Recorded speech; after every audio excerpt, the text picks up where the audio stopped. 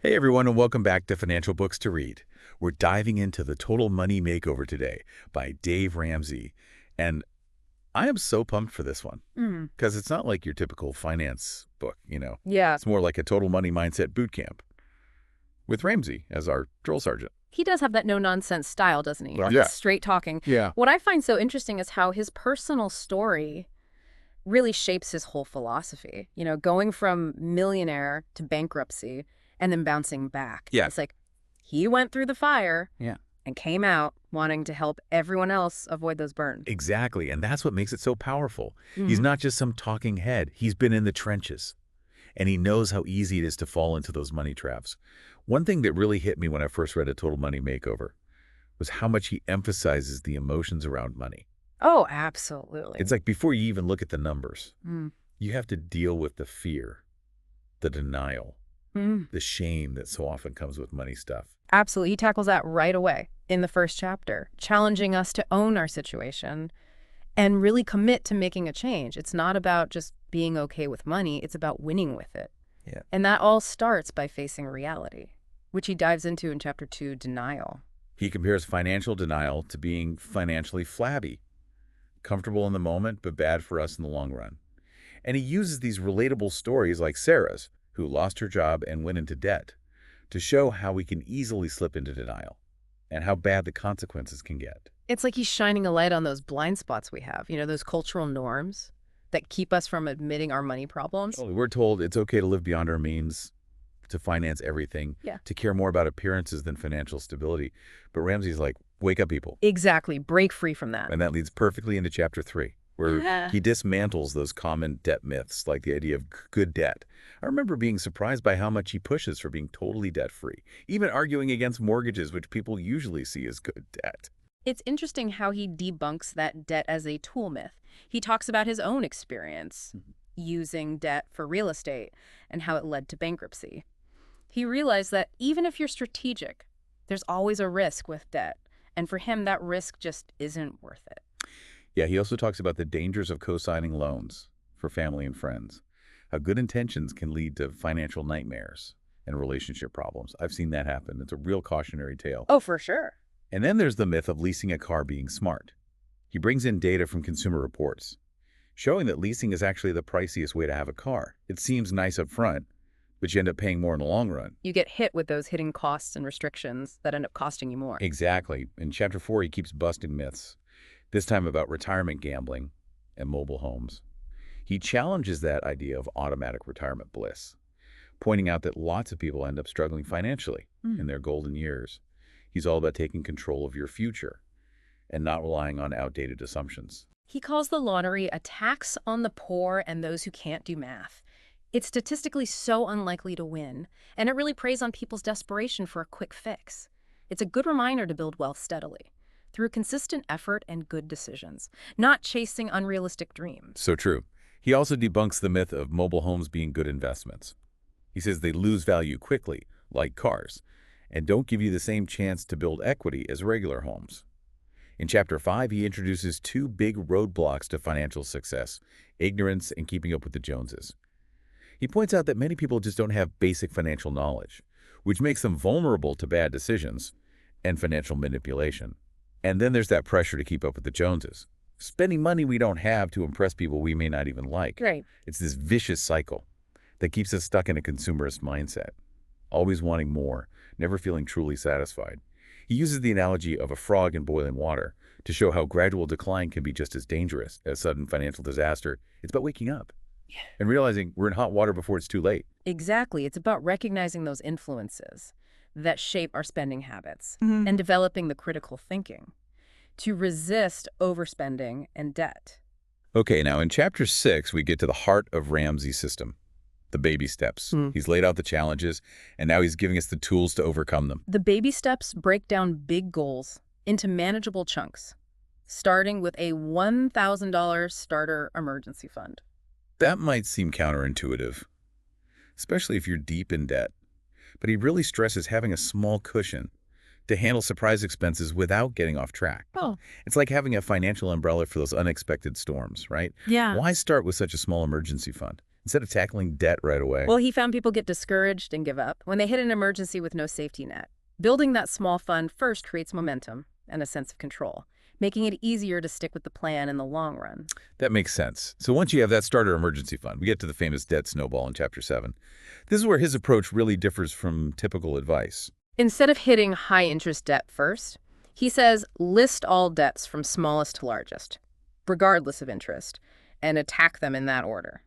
This might not seem mathematically ideal, but he argues it's more about psychology and changing behavior than pure math. I've heard people criticize this method, saying it's not as efficient as tackling high interest first. What's his reasoning behind this? He believes those quick wins are more motivating than slightly higher interest savings. Paying off a small debt fast gives you a sense of accomplishment and keeps you motivated to tackle bigger debts. It's about building a habit of winning with money. It's like that feeling of checking something off your to-do list. You get a little boost, Yeah, and it makes you want to keep going. exactly. Okay, Chapter 8, we move on to building a fully funded emergency fund. Once those smaller debts are gone, it's time to boost that emergency fund to cover 3 to 6 months of living expenses. This gives you a bigger cushion for bigger surprises, like job loss or medical bills, without going into debt. He calls it Murphy repellent. I love that. He also says how what counts as an emergency changes as you get better financially. Can you expand on that? Well, when you're living paycheck to paycheck, almost everything feels like an emergency. A car repair, a broken appliance, a vet bill can wreck your budget. But as you build stability, you have more wiggle room to handle those costs without touching your emergency fund. What used to be a crisis now feels like a minor inconvenience. Right, it's going from survival mode to feeling secure and peaceful. Speaking of security, Chapter 9 is all about insurance. He doesn't get super specific, but he emphasizes having the right coverage. He specifically suggests term life insurance over whole life, arguing it's better value for most people, and you can invest the difference yourself. He also mentions disability and health insurance, highlighting how those policies protect you and your family from financial hardship if you get sick or injured. Okay, on to Chapter 10, college funding. This is a big one for families, especially with college costs rising and student loan debt being so common. Ramsey starts by challenging some ingrained college myths, like a degree guarantees success or wealth. He acknowledges college can be a good investment, but he stresses being realistic about the costs and potential return on investment. What are some of his key rules for college? Minimize costs and avoid student loans at all costs. He encourages families to look at alternatives, like community college working part-time and applying for scholarships, to lessen the financial burden of education. He also suggests specific savings tools like ESAs and 529 plans, saying they offer tax advantages and tend to do better than regular savings accounts for college. Now in Chapter 11, we tackle another hot topic, paying off your home early. This goes against conventional wisdom, which often says keep a mortgage for tax deductions and invest the money elsewhere. But Ramsey makes a strong case for owning your home outright. He talks about the emotional and psychological benefits of being mortgage-free, that sense of freedom and security that comes with truly owning your home. He addresses that common argument that it's better to invest the money you'd use to pay down your mortgage. He acknowledges the potential gains, but argues the peace of mind of owning your home debt-free is worth more than any potential return on investment. He's also not a fan of those 30-year mortgages, encouraging aiming for a 15-year if possible, or even refinancing to a shorter term if it saves money in the long run. Finally, in Chapter 12, we reach the top of the Total Money Makeover. Building wealth and giving, this is where it all comes together. Your hard work starts to pay off. He introduces the concept of the pinnacle point, which is when your investment income surpasses your earned income. It's like your money is working harder than you are. That's a pretty inspiring goal, right? It is. And he argues that building wealth isn't just for you. It's about having the resources to give generously and make a positive impact. He shares powerful stories about the joy of giving, like the story of Santa, the guy who paid back the diner owner who helped him years ago. It reminds us that generosity isn't just about the amount, but the heart behind it. It's about using your resources to make a difference, to support causes you believe in, to create a ripple effect of kindness and generosity. Okay, in the last chapter, Chapter 13, Ramsey wraps things up with live like no one else. It's about embracing different values, a different way of life than what we're bombarded with in our consumerist culture. He reiterates that core message. Living below your means and delaying gratification are key to true financial freedom. He encourages readers to be in control of their money, to resist keeping up with the Joneses, and make choices that match their values and goals. He also emphasizes having a written budget and sticking to it, especially at the start of your total money makeover journey. That's where that gazelle intensity comes in, right? Right. Gazelle intensity is all about being laser focused and relentless in your pursuit of financial freedom. It's about attacking debt like a gazelle outrunning a lion. It's not about being comfortable. It's about making sacrifices and pushing yourself to reach your goals. He also stresses managing your own money and having trusted advisors. But ultimately, you're the CEO of your financial life. He reminds us that financial freedom isn't just about wealth. It's about having the freedom to make choices that match your values, to pursue your passions, to live with purpose and meaning. It's about taking control so money doesn't control you. Wow, we've covered so much. The Total Money Makeover is full of practical advice and insights. It's a challenging book, but it's also super inspiring. It's a call to action, a reminder that we can change our financial destinies and create a life of abundance and generosity. But before we wrap up this part of our deep dive, let's look closer at some of the most controversial parts of Ramsey's approach. His views on debt especially have sparked debate. He's not afraid to shake things up and challenge conventional wisdom. So what are some criticisms of his approach? And how do they relate to the bigger financial picture? Well, his stance on being totally debt-free, even advocating against mortgages, definitely raises eyebrows. Critics argue that's unrealistic for many people, especially now with crazy housing costs and wages not keeping up. That's a good point. And some say his approach can be too restrictive and might even stop people from taking advantage of opportunities, like investing in real estate or starting a business. He does say there are exceptions, like a mortgage for a primary residence, but he stresses it should be short-term, ideally a 15-year fixed rate, and you should pay it off ASAP. He also encourages saving a big down payment, ideally 20% or more, to avoid private mortgage insurance, and minimize interest paid over the life of the loan. Another criticism is his focus on debt reduction can sometimes overshadow other important goals, like saving for retirement or investing. Some argue you can build wealth better by investing early and letting compound interest work its magic, even with some debt. That's a valid point. It depends on individual circumstances and risk tolerance. Ramsey does agree investing is important, but he believes getting out of debt first creates a stronger base and reduces stress, letting you invest with more confidence and peace of mind. He suggests investing 15% of your household income in retirement accounts, like 401ks and Roth IRAs. Once all debt except your mortgage is gone, he recommends diversifying investments across 4 types of mutual funds: growth, growth and income, aggressive growth, and international. What's interesting is he actually encourages aiming for a 12% return on investments over time. That's a bold statement. It is, but he backs it up with historical stock market data. While past performance doesn't guarantee future results, it gives a reasonable benchmark for what's possible. He also stresses having a long-term view and not freaking out when the market dips. Another controversial part is his focus on cash and ditching credit cards.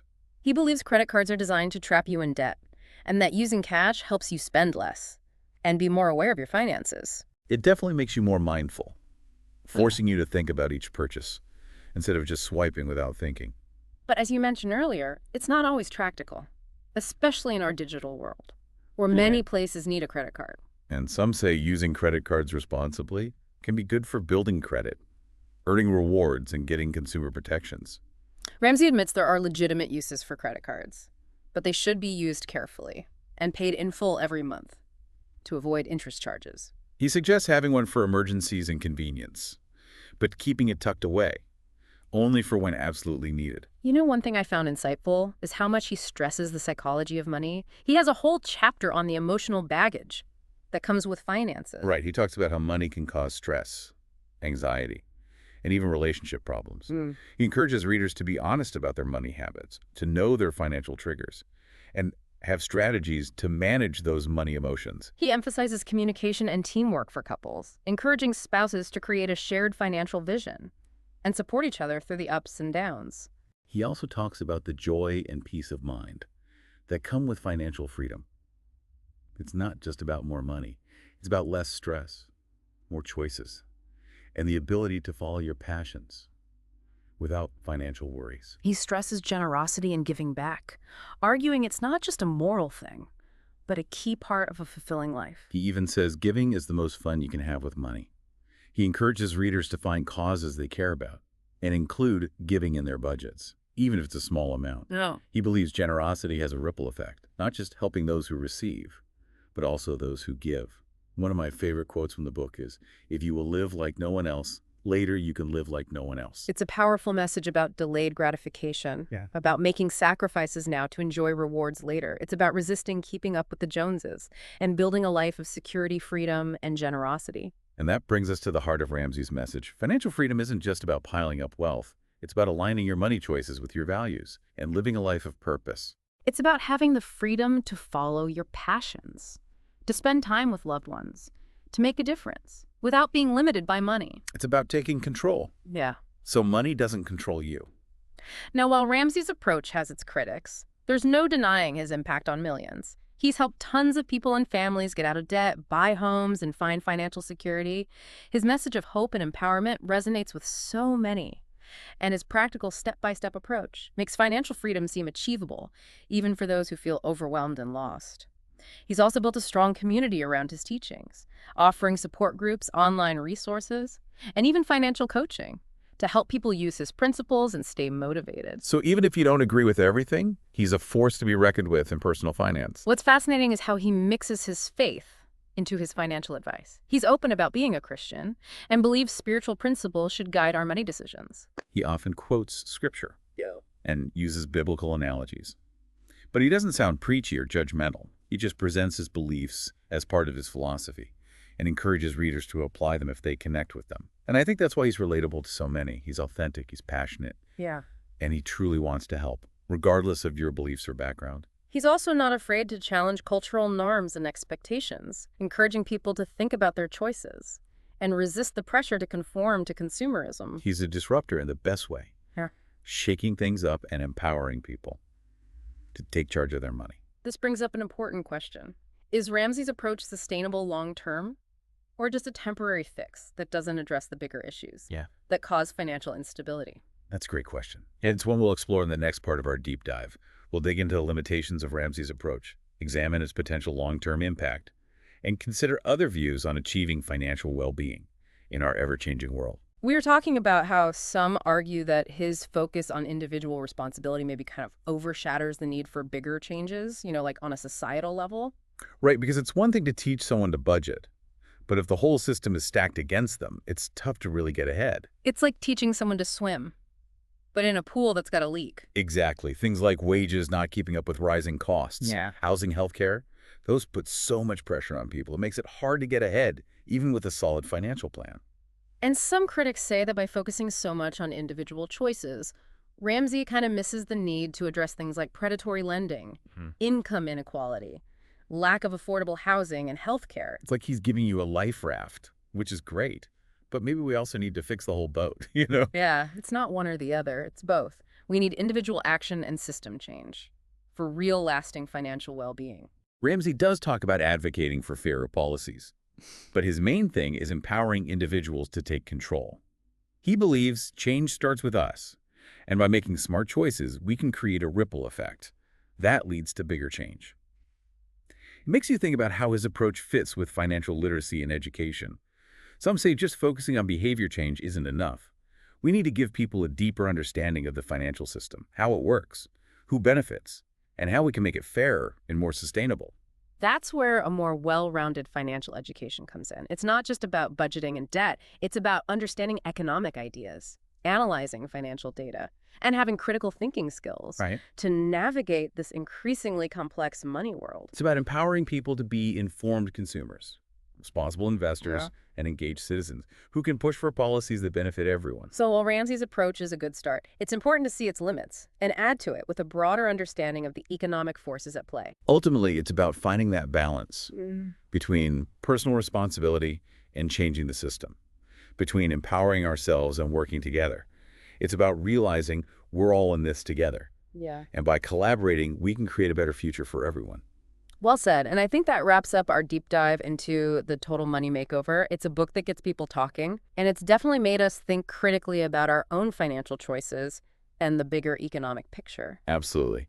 We hope you found this discussion helpful and thought-provoking.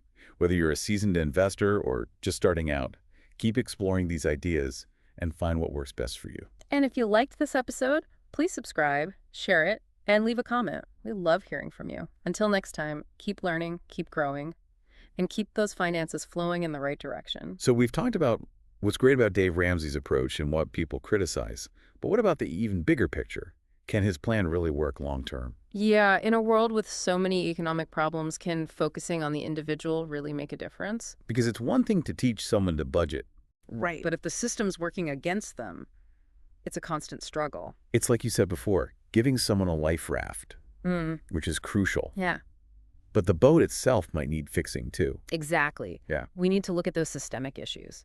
Things like wage stagnation, those rising housing costs, healthcare. Those things make it so hard for people to get ahead. And some critics say that's where Ramsey's approach falls short. He puts so much emphasis on personal responsibility that he kind of ignores those bigger problems. Like, what are some examples? Well, things like predatory lending, the gap between the rich and the poor, and not having access to affordable housing or health care. So it's not just about fixing individual behavior. Right. We need to change the systems, too, It's both. to create real lasting change. Exactly. Now, to be fair to Ramsey, he does talk about advocating for policies that create more opportunities for everyone. He does. But his main focus is on giving individuals the tools to manage their own money. He believes change starts from within, and that those smart choices we make can ripple outwards and lead to bigger societal shifts. And that brings us to the whole idea of financial literacy and education. Because some people argue that just teaching people to budget isn't enough. Yeah, we need to go deeper. People need a real understanding of how the financial system works. What do you mean? Well, who really benefits from the system? And how can we change it to be fairer and more sustainable? That's where a more comprehensive approach to financial education comes in. Absolutely. It's not just about balancing your checkbook. It's about understanding economic principles, being able to analyze financial information, and developing those critical thinking skills so you can navigate this complex financial world. It's about making people into informed consumers, responsible investors, and engaged citizens who can actually fight for policies that benefit everyone. So Ramsey's approach is a good starting point, but we need to see the bigger picture too, and understand those economic forces that shape our financial reality. It all comes down to finding a balance between taking personal responsibility and pushing for systemic change, between empowering ourselves and working together as a community. We have to remember we're all in this together, and that by working together, we can build a more just and prosperous world for everyone. Well said. I think that nicely wraps up our deep dive into the Total Money Makeover. It's a book that sparks a lot of debate, and it's definitely made us think more deeply about our own financial lives and the world around us. Absolutely. We hope you found this discussion insightful and maybe even a little challenging. Whether you're a seasoned investor or just starting out, keep exploring these ideas and find what works for you. And if you enjoyed this deep dive, please subscribe, share it with a friend, and leave us a comment. We always love hearing from you. Until next time, keep learning, keep growing, and keep those finances flowing in the right direction.